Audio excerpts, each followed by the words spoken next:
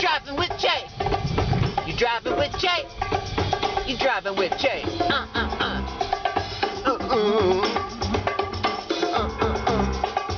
It's Jay. You are driving with Jay. Yeah, baby. It's Jay Bellums in the house.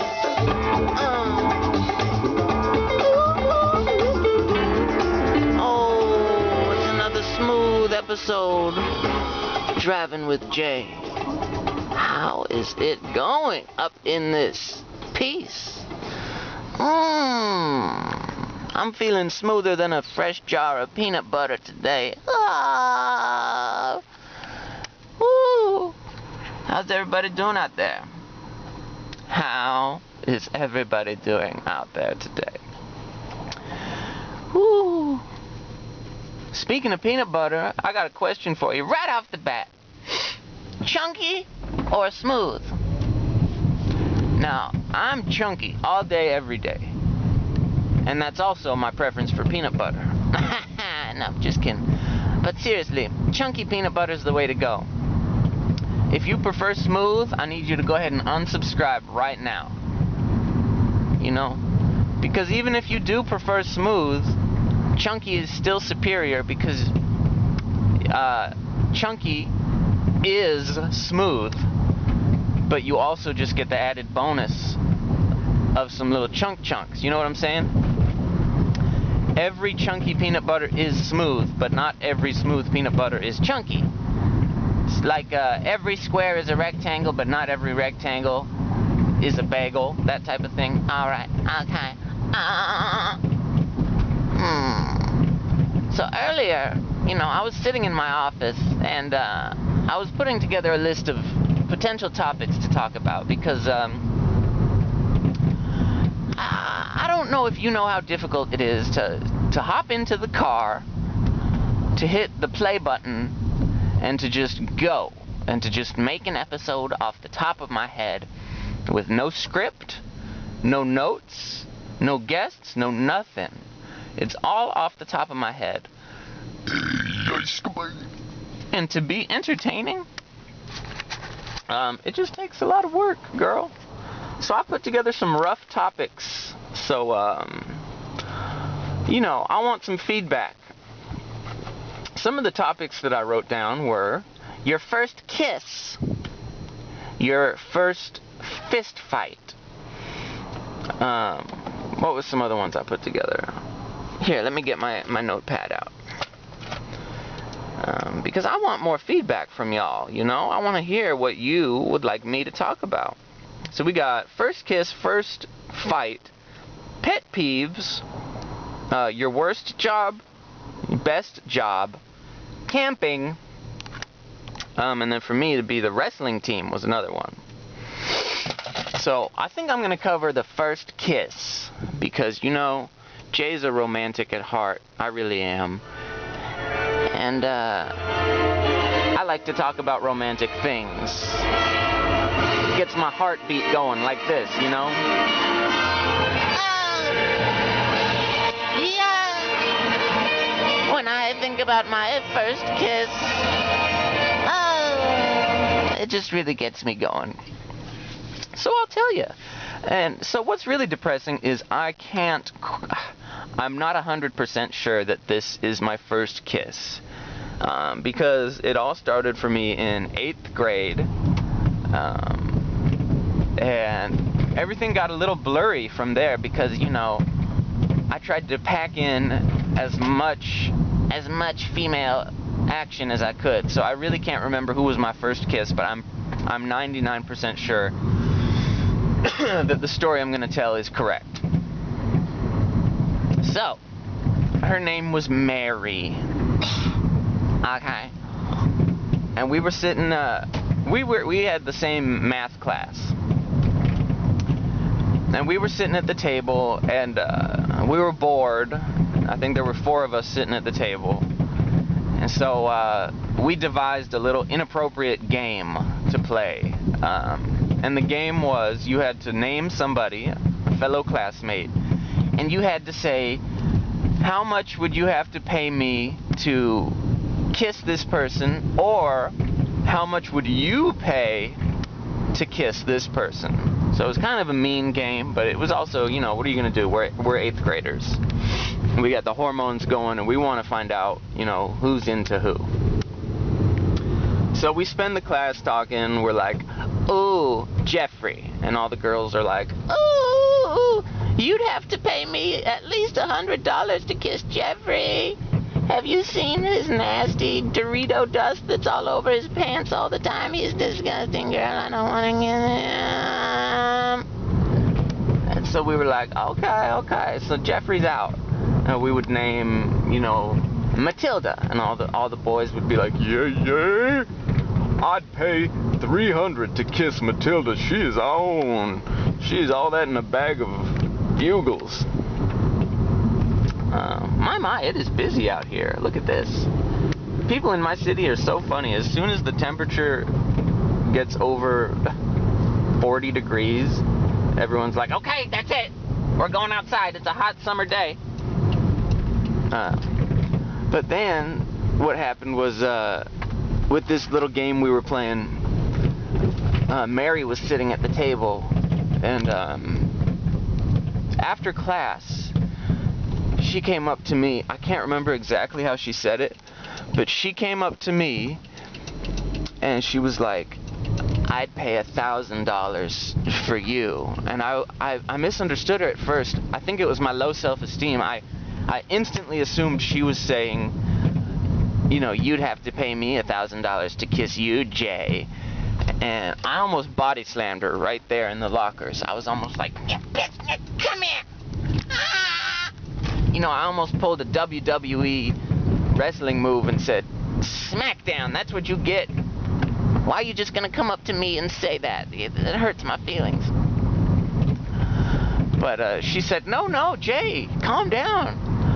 What I'm saying is, I'd pay $1,000 to kiss you. And I was like, are you serious, girl? Wow. And it was that good feeling you get, you know, that butterflies. Those butterflies in your stomach when you're talking to someone you think is cute, and they think you're cute too. Oh, that is the best feeling ever. And so somehow we organized a little date. I swear, I was so much more on top of my shit when I was in 8th grade. I was like a more functioning person. I was like, oh, you think I'm cute? Let's go on a date. And then we'd go on a date. Now I just scuttle from corner to corner and scream and do weird shit. So we had our parents drop us off, I think, at the movie theater. It was called the Pavilion. And the many memories there, I'll tell you. Remind me to tell you a story about when I took too many sleeping pills and I went to the Pavilion. That is a hilarious story. But that's not what we're covering today. So Mary and we were dropped off at the Pavilion, and I remember it was, I think, December, because it was freezing cold. And she had on a big pink puffy parka, and I can't remember what I was wearing. Not important, you know. And I think we held hands and we walked around the city, and it was so cute because it was after dark and it was a small little town, and I think it was like 8 o'clock, and we were just walking around hand in hand. So cute. Not a care in the world. We were just lost in each other's hands.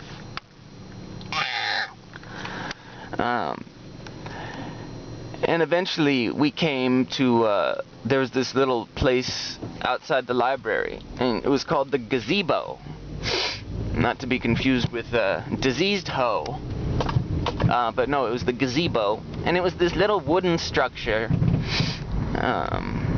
And we sat down, you know, and we were talking, and it was just so cute. And I think she was sitting on my lap, you know, and that was very enjoyable for a J. And then I think one of us suggested that she straddled me. Sorry, this is getting a little X-rated. So she did, and she was straddling me, and she was facing me, and we continued our conversation. And can I just tell you, that is a highly enjoyable way to talk to somebody. To have them sitting on you like you're a damn mechanical bull. Ooh, girl.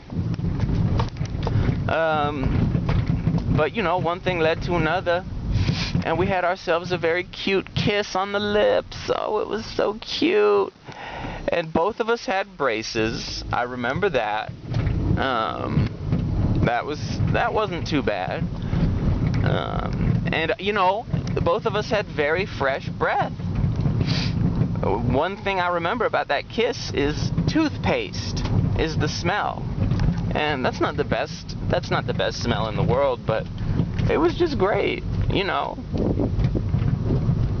So that was my first kiss, 8th grade, at the gazebo, outside, freezing cold, braces and all, and kissing.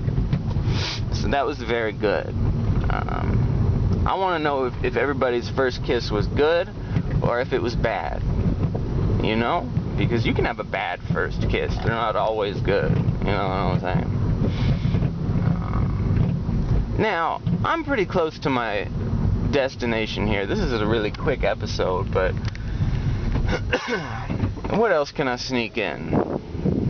What else can I talk about here in these last few moments?